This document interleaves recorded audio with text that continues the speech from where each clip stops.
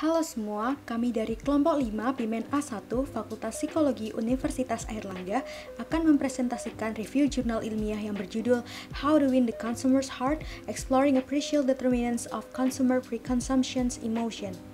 Yang pertama yaitu abstrak. Emosi adalah pendorong utama dalam konsumsi di sektor pariwisata dan pelayanan. Oleh karena itu, sebagai marketing pada bidang tersebut, penting untuk meningkatkan pemahaman tentang faktor penentu emosi konsumen, sehingga dapat mendorong perilaku konsumsi secara efektif. Effect-driven consumption behavior. Namun, penelitian tentang determinan emosi prakonsumsi masih belum dieksplorasi. Maka, studi ini bertujuan untuk mengisi kesenjangan penelitian dan mengusulkan kerangka teoritis untuk menjelaskan perilaku yang didorong oleh pengaruh atau effect-driven behavior. Berdasarkan teori penilaian kognitif emosi, penulis berhipotesis bahwa stimuli pemasaran secara pribadi dinilai berdasarkan beberapa dimensi seperti kebaharuan dan relevansi tujuan. Dimensi penilaian ini menentukan munculnya emosi positif yang mengarah pada intensi berperilaku.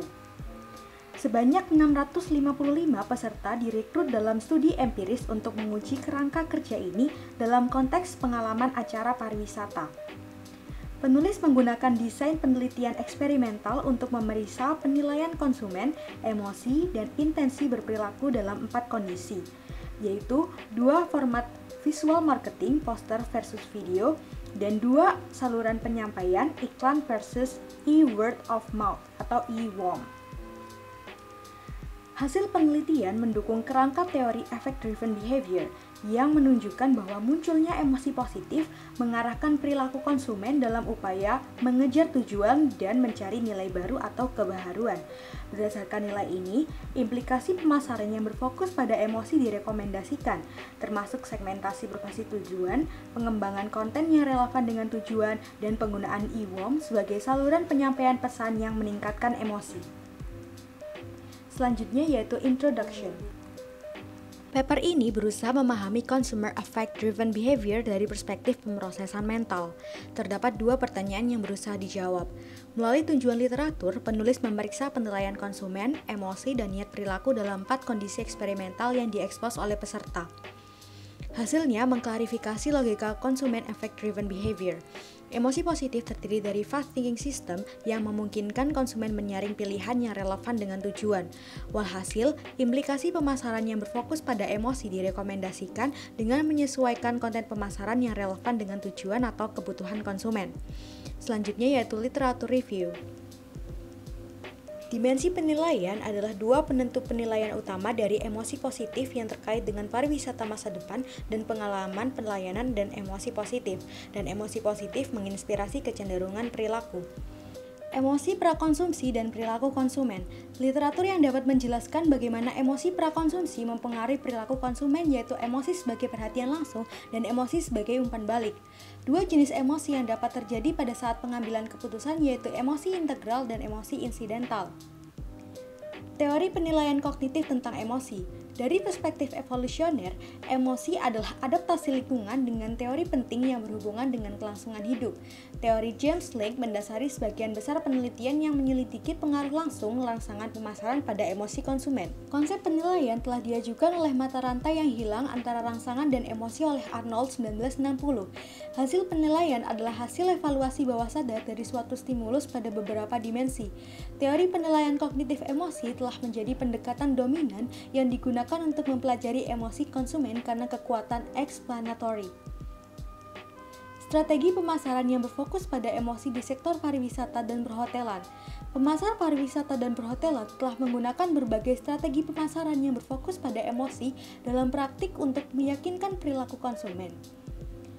Mengenai format pesan, rangsangan visual telah digunakan secara intensif karena pesan visual membantu konsumen untuk melihat pengalaman pariwisata dan pelayanan yang dipromosikan dan emosi pra-perasaan. Selanjutnya yaitu metodologi. Penulis menggunakan desain penelitian eksperimental menggunakan sketsa dalam bentuk teks, gambar, atau video untuk merangsang pemikiran partisipan tentang keputusan mereka nantinya. Studi ini melibatkan 2 tahap. Yang pertama, preliminary research. 15 orang muda wisatawan mandiri antara 18-30 tahun dibagi menjadi dua, yaitu 7 laki-laki dan 8 perempuan, diwawancarai pada bulan Agustus dan September 2017 untuk tujuan seleksi stimulus. Mereka diundang untuk menonton 10 video promosi wisata dan pengalaman pelayanan, seperti acara, liburan, dan taman hiburan secara acak. Video-video tersebut telah dipilih sebelumnya oleh tim peneliti berdasarkan dua kriteria, yaitu durasi kurang dari 2 menit untuk mengurangi kelelahan penonton dan sifat hedonik dari pengalaman yang dipromosikan. Kemudian, peserta diminta untuk memilih video yang paling membangkitkan emosi, lalu mendeskripsikan emosi prakonsumsi mereka terkait dengan pengalaman yang dipromosikan. Misalnya, bagaimana perasaan Anda tentang hal itu? Video yang paling banyak dipilih, 11 dari 15 peserta, adalah video yang menampilkan beberapa aktivitas terkait dengan White Party Gold Coast, acara dengan tiket untuk perayaan malam tahun baru. Pengkodean sederhana dari kata-kata emosional partisipan berdasarkan skala emosi konsumsi mengidentifikasi 3 emosi positif utama yang terkait dengan produk yang dipromosikan, yaitu joy atau kegembiraan, excitement, excited, enthusiast, thrill, dan surprise. Emosi ini diklasifikasikan dalam urutan frekuensi dalam jawaban peserta. Kegembiraan N sama dengan 11, kegembiraan N sama dengan 6, dan kejutan N sama dengan 3. Peserta dalam survei utama secara acak dialokasikan ke salah satu dari 4 sel eksperimental. Mereka menjawab skenario terdistribusi dan menjawab satu pertanyaan, ya atau tidak, yang digunakan sebagai pemeriksaan manipulasi. Responden yang menjawab tidak disarankan untuk mengakhiri survei. Hanya peserta yang menjawab iya yang dapat melanjutkan mengisi kuesioner. Dalam kuesioner, kebaharuan diukur dalam 3 item, biasa atau tidak biasa, familiar atau tidak dikenal, diharapkan atau tidak terduga, yang diadaptasi dari Hosani 2012. Untuk memfasilitasi pengumpulan dan pengelolaan data, kuesioner tersedia secara online di situs web Qualtrics. Sampel terdiri dari 67,2 perempuan dan 37,5 laki-laki.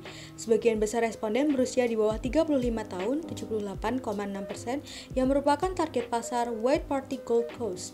Hampir 4 dari 10 responden adalah orang Australia, yaitu sebesar 38%. Selanjutnya yaitu results. Analisis data ini menggunakan SPSS versi 25 dan AMOS versi 25. Seperti yang sudah dikatakan tadi, ada 655 partisipan dalam pengujian ini. 655 partisipan secara acak dimasukkan ke dua grup berbeda. Grup pertama berisikan 332 orang yang diuji menggunakan sampel kalibrasi, grup kedua berisi 332 orang yang diuji menggunakan sampel validasi. Setelah melakukan pengujian terhadap kedua grup menggunakan 6 variabel laten serta 2 variabel lain, muncullah fakta dengan teks MANOVA apabila tidak ada efek dari interaksi marketing delivery channels dan marketing formats. Kemudian ditambahkannya kovarian baru antara goal importance dan goal interest, yaitu goal relevance. Berikut merupakan ringkasan hasil pengujian. H1 didukung, H2A didukung sebagian, kemudian H2B didukung, H3 tidak didukung, dan H4 didukung sebagian. Selanjutnya yaitu discussion. Penelitian ini bertujuan untuk memajukan pemahaman kita tentang perilaku yang didorong oleh pengaruh dengan mengeksplorasi penentu penilaian emosi prakonsumsi konsumen. Hasil pengujian hipotesis mendukung kerangka teoritis affect-driven behavior. Emosi positif ditimbulkan sebagai akibat dari proses penilaian. 5.1. Studi sebelumnya mengindikasikan bahwa emosi konsumsi ditentukan oleh proses penilaian. 5.2. Pertama, faktor keberhasilan utama pemasaran yang berfokus pada emosi adalah memastikan konten pemasaran sangat relevan dengan tujuan pelanggan yang ditargetkan. Kedua, penggunaan novel elements untuk menarik perhatian dan meningkatkan faktor kejutan harus dilakukan dengan pertimbangan yang cermat tentang bagaimana tujuan yang relevan dengan novel elements ini dinilai oleh segmen pelanggan target. Ketiga, EWOM adalah saluran pengiriman pesan yang menarik yang membantu meningkatkan penilaian konsumen akan relevansi tujuan yang mengarah pada tingkat emosi positif yang lebih tinggi dan nilai perilaku terhadap pariwisata dan pengalaman pelayanan. Oleh karena itu, pemasaran EWOM harus menjadi andalan dalam portofolio pemasaran yang berfokus pada emosi. Selanjutnya yaitu kesimpulan. Studi ini memajukan literatur saat ini dengan menyarankan kerangka teoritis untuk menjelaskan perilaku konsumen yang didorong oleh pengaruh dari perspektif pemrosesan mental. Berdasarkan teori penilaian kognitif, teori ini menjelaskan logika perilaku yang didorong oleh pengaruh dengan menunjukkan bahwa emosi positif adalah sinyal yang relevan dengan tujuan. Subjek utama investigasi dalam penelitian ini mengacu pada emosi integral yang terkait dengan pengalaman pariwisata dan pelayanan di masa depan. Namun, emosi insidental yang terbawa dari lingkungan eksternal dapat mempengaruhi pengalaman emosional konsumen pada saat pengambilan keputusan. Interaksi antara emosi insidental dan integral ini membutuhkan penyelidikan lebih lanjut. Berdasarkan landasan teoritis ini, implikasi pemasaran yang berfokus pada emosi direkomendasikan, termasuk segmentasi berbasis tujuan, pengembangan konten yang relevan dengan tujuan, dan penggunaan e-worm. Kemudian, emosi prakonsumsi dikaitkan dengan pengolahan citra atau mental dari rangsangan pemasaran yang membantu konsumen untuk memvisualisasikan pengalaman konsumsi masa depan. Secara keseluruhan, emosi adalah konsep sentral dalam penelitian pariwisata dan pelayanan, dan penelitian lebih lanjut dalam bidang ini akan bermanfaat bagi literatur. Sekian presentasi dari kelompok 5. Terima kasih telah menyaksikan presentasi dari kelompok 5. Semoga bermanfaat.